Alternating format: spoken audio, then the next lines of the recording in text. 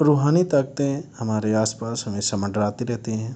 उनकी एक अलग ही दुनिया होती है जो वास्तविकता में तो नहीं दिखाई देती, लेकिन कुछ घटनाओं में महसूस ज़रूर होने लगती है। ऐसी ही एक हवेली की भूत की है।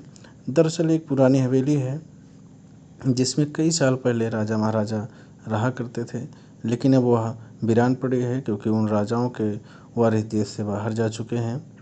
हवेली के हालात जर्जर हो चुकी है, उसे मरम्मत की ज़रूरत है। इसके लिए शासन के नोटिस के अनुसार संपत्ति के मालिक को सूचित किया जाता है। कुछ दिनों में पूर्व राजाओं के वारिस में से एक लड़की हवेली में अपने बच्चे के साथ दाखिल होती है, जो कि उस जमाने के राजा के नाती की लड़की थी। उसका नाम उर्मिला था। उसके पति की कार एक्सीडेंट में मौत हो चुकी थी।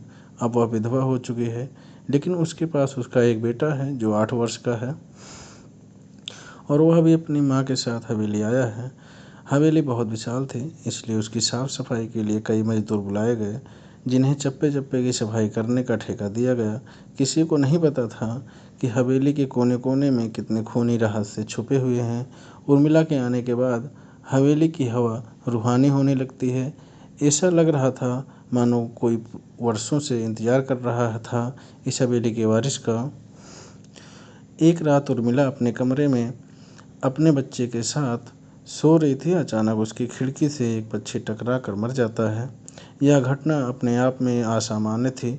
पक्षी टकराते ही उर्मिला की नींद खुल जाती है और जब वह लाइट जलाकर देखती है तो डर से चीखने लगती है, क्योंकि उस कमरे की खिड़की से एक पक्षी फंसा हुआ था और उसके शरीर से खून की बूंदें फर्श पर गिर रही थी।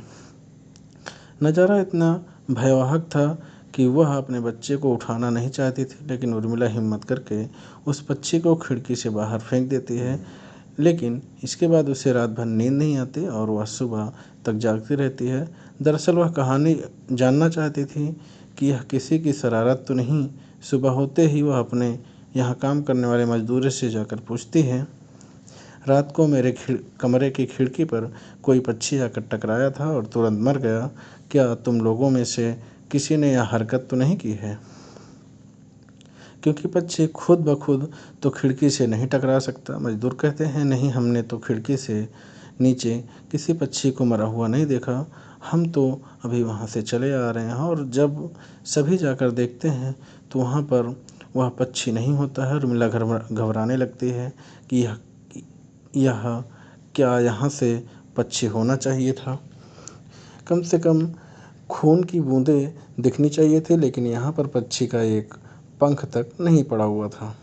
उर्मिला सभी मजदूरों को कहती है कि हवेली बहुत सी कीमती चीज़ों और मूर्तियाँ हैं, संभाल के साफ सफाई करना। मजदूर अपने अपने काम में लग जाते हैं। उर्मिला अपने बच्चे के साथ कमरे में टीवी देख रही थी कि अचानक हवेली के छत से एक मजदूर नीचे गिरता है। उर्मिला को अचानक लोगों की आवाज़ सुनाई देती है। वह भागकर खिड़की से नीचे देखती हैं तो एक मजदूर की लाश पड़ी होती है। उर्मिला कमरे से नीचे आते हैं और इसके गिरने का कारण पूछती हैं। लोगों के जवाब अलग अलग होते हैं। कोई कह रहा था कि इसने खुद आत्महत्या की और कोई कह रहा था कि यह गलती से गिर गया। सभी के दावे अलग थे, लेकिन उर्मिला को कुछ अनकही बातें सुनाई देती हैं। उर्मिला के कान में अचानक एक आहट के साथ आवाज़ आती है, अपने बच्चे को बचा सकती है तो बचा ले। उर्मिला यह वाक्य सुनते ही अपने कमरे की तरफ भागने लगती है, क्योंकि कमरे में उसका बच्चा अकेला टीवी देख रहा था। जैसे ही उर्मिला अपने कमरे में पहुंचती है तो उसका बेटा खिड़की से कूदने ही वाला था कि उर्मिला उसका पैर पकड़ लेती है और उस खिड़की से लटक जाता है। उर्मिला पूरी ताकत से उसे ऊपर खींचती है, लेकिन बच्चा फिर भी कूदने की जिद कर रहा था। उर्मिला किसी कदर अपने बच्चे को काबू में करती है और कमरे के बाहर आ जाती है और वह मजदूर से पूछती है, बताओ क्या है इस हवेली में, क्योंकि ये बच्चा तो ऐसा नहीं कर सकता और अभी यह सब जो हो रहा है कुछ अलग ही चल रहा है। तभी एक बूढ़ा मजदूर उर्मिला से कहता है, बेटी, ज़्यादा जानना हो तो अपने पूर्वजों की कहानी पढ़ो, तभी तुम्हें इस हवेली का इतिहास पता चलेगा। इस हवेली की कहानी किताब इसी गांव के सरपंच के पास रखी होती है, जो कि बहुत साल पहले मर चुके थे, लेकिन अब भी उनके बेटों के पास वह किताब मौजूद थी। उर्मिला सरपंच के घर पहुंचती है और किताब ले लेती है। किताब पढ़ती है। उसे पता चलता है कि इस हवेली में एक नौकर नौकरानी थे जिनके बीच में बहुत प्यार था और वह कई सालों से हवेली की सेवा कर रहे थे। लेकिन एक बार रानी के सारे शाही गहने चोरी हो गए और उनके शंका में राजा ने नौकरानी को चोरी की सजा दी और उसे जिंदा दफना दिया। उसके गम में उसके पति ने अपनी जान दे दी और उसके 1 महीने के ही बाद राजा ने अपनी ही तलवार से अपने गले में घुसेड़ कर आत्महत्या कर ली। उसके बाद छोटे मोटे हादसे हवेली में होने लगे, जिस वजह से यह हवेली हमेशा के लिए बंद कर दी गई। कई सालों के बाद वहाँ कोई आया, जिससे वहाँ रहने वाली आत्माओं को मौका मिल गया फिर से बदला लेने का। उर्मिला हवेली का रहस्य जानकर यहाँ से जाना चाहती है, क्योंकि उसे अपने बच्चे की चिंता है। इसलिए वह रात में ही कार लेकर एयरपोर्ट के लिए निकल जाती है। अचानक रास्ते में उसकी कार का एक्सीडेंट हो जाता है और कार पलट जाती है। कार उल्टा हो जाती है, लेकिन दोनों को कोई नुकसान नहीं होता है।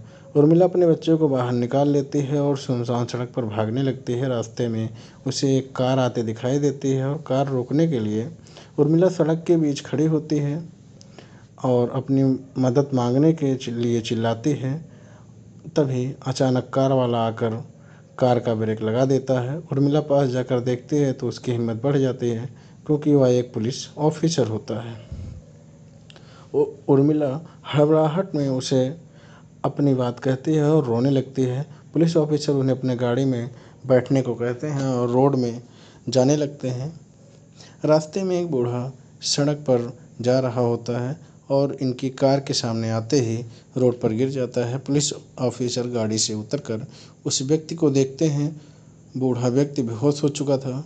पुलिस ऑफिसर उसे गोद में उठाकर अपनी गाड़ी में पीछे बैठा लेता है और अस्पताल के लिए चलने लगते हैं। अचानक से बूढ़े व्यक्ति का हाथ पीछे से पुलिस ऑफिसर के गर्दन पर पहुंच जाता है और पुलिस ऑफिसर छटपटाने लगते हैं और अचानक गाड़ी का ब्रेक लगा देते हैं। गाड़ी की स्पीड कम होने की वजह से कार वहीं खड़ी हो जाती है और ऑफिसर अपनी गन निकालकर बूढ़े की तरफ निशाना लगाकर गोली चला देता है।